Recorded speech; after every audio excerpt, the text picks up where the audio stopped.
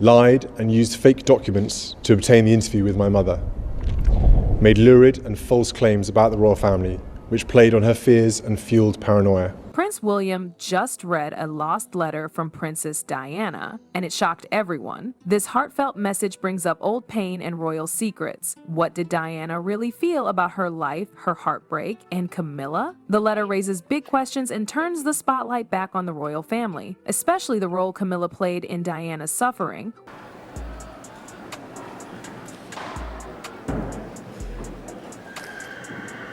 Sir, please.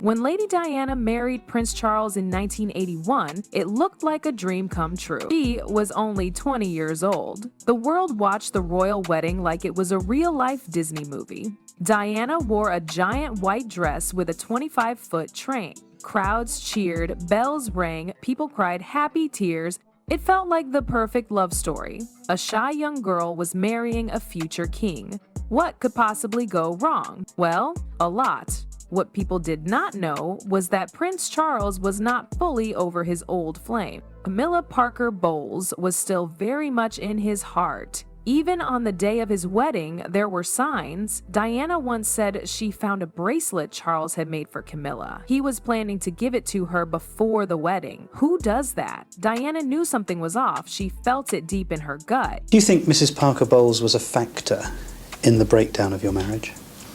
Well, there were three of us in this marriage, so it was a bit crowded.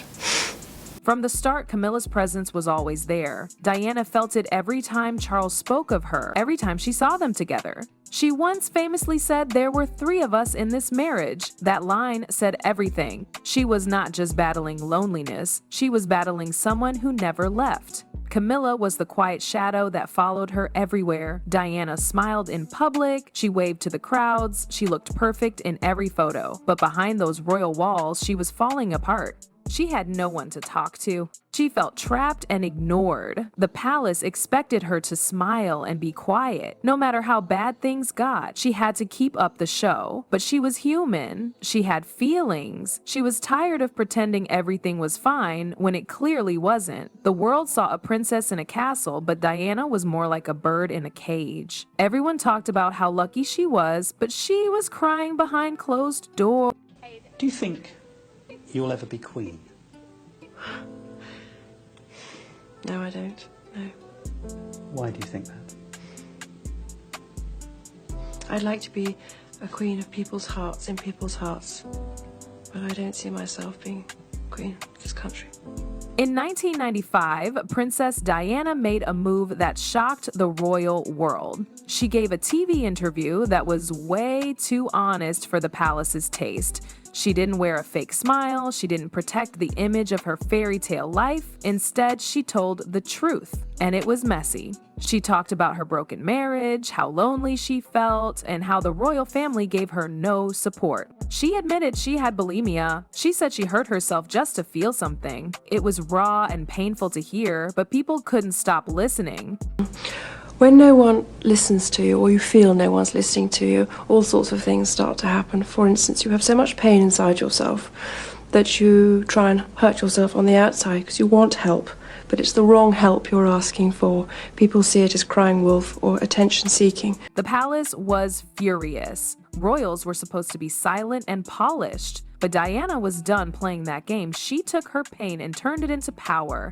That interview didn't make her look weak, it made her stronger. She became known as the People's Princess, not because of her crown or title, but because she actually cared. She cried with real people, she held their hands, she went where no royal ever wanted to go. She visited AIDS patients when others were scared to even stand near them. She walked through old war zones to raise awareness about landmines. She brought attention to causes that no one talked about. She showed up without fear. She didn't do it for attention.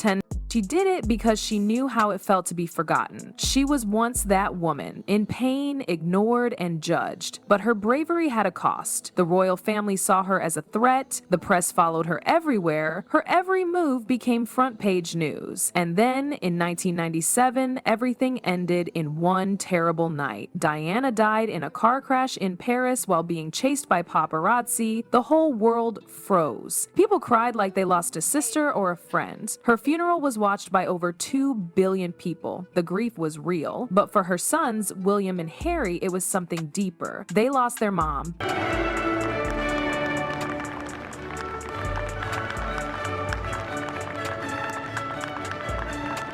Before ever Diana died into the royal spotlight, there was Camilla. In the early 1970, as she and Prince Charles had a thing. It wasn't some secret fling. They were close. They had real feeling. They caught each other in a way that made sense to them. But for some reason, it didn't work out. Camilla married someone else. Charles moved on, or at least he pretended to. Then came Diana. Young, sweet, and completely unaware of the storm waiting for her. Charles and Diana got married in 1981.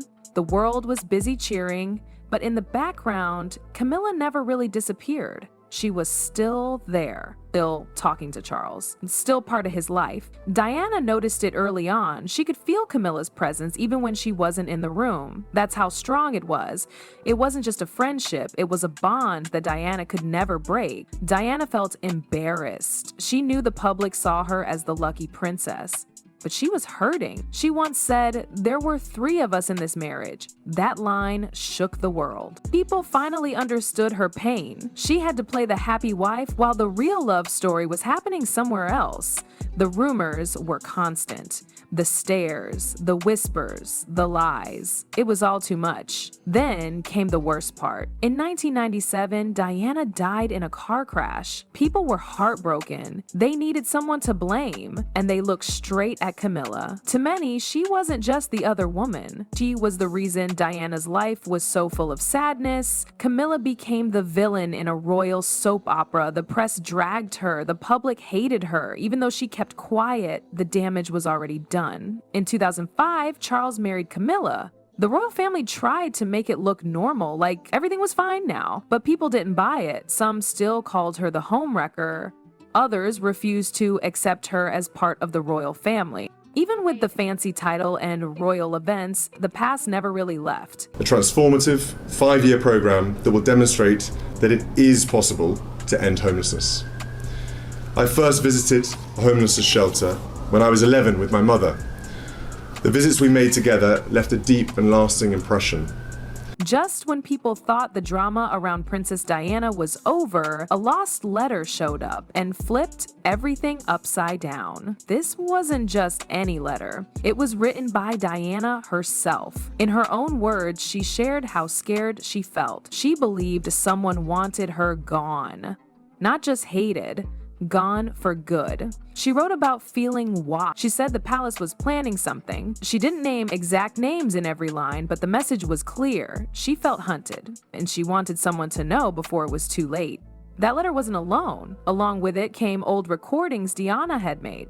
In those, she talked about how certain people in the palace were trying to make her look unstable, like she was imagining things, like she was too emotional. They said she was dramatic, they said she was losing her mind, but now looking back, it feels more like they were trying to silence her. If no one believed her, they didn't have to deal with the truth. Then things took a bigger turn. The courtroom doors opened and suddenly, Camilla found herself sitting where no royal wants to be, right in the middle of a legal storm. She walked in with a calm face, but it didn't last long. The evidence kept coming. The letter, the recordings, the witnesses. People started talking about secret meetings. There were quiet dinners, phone calls that weren't supposed to happen. Some witnesses claimed Camilla knew about threats to Diana. Some said she wasn't just watching from the sidelines. They said she knew more than she ever admitted. The pressure broke her. In court, Camilla broke down. She cried. She looked around like she wanted to disappear, but the world was watching. No one was looking away this time. People wanted answers. They wanted justice. They wanted to know why Diana, who gave her heart to the world, ended up scared and alone. The courtroom went quiet when the judge finally gave the verdict. Camilla was found guilty. The sentence? Life in prison. It felt like the whole world had been waiting for that moment. After years of secrets, whispers, and accusations, the truth was out. Diana's fears were real, and now the woman many blamed for all the pain was being held accountable. The news spread quickly, and people reacted in all sorts of ways. Outside the courtroom, it was like a celebration. Some cheered, some cried. It felt like a win for Diana, a win for those who had always believed in her. Signs reading "Justice for Diana" and the Queen of Hearts were everywhere. The crowd was loud. They wanted the world to know that they had not forgotten. They had always known that Diana was a victim, but there was a group of people who weren't cheering. They stood still, shocked. For them, Camilla was just another woman caught in the middle of a messy royal drama. They believed she had already suffered enough. But still, the loud voices of the crowd couldn't be ignored. My father's first words on entering Westminster Abbey yesterday were a pledge of service. Back in the palace, things were falling apart. Charles, the king, was under fire, his reign was in serious trouble, his wife was now a prisoner, and his own role was in question. People were calling for him to step down.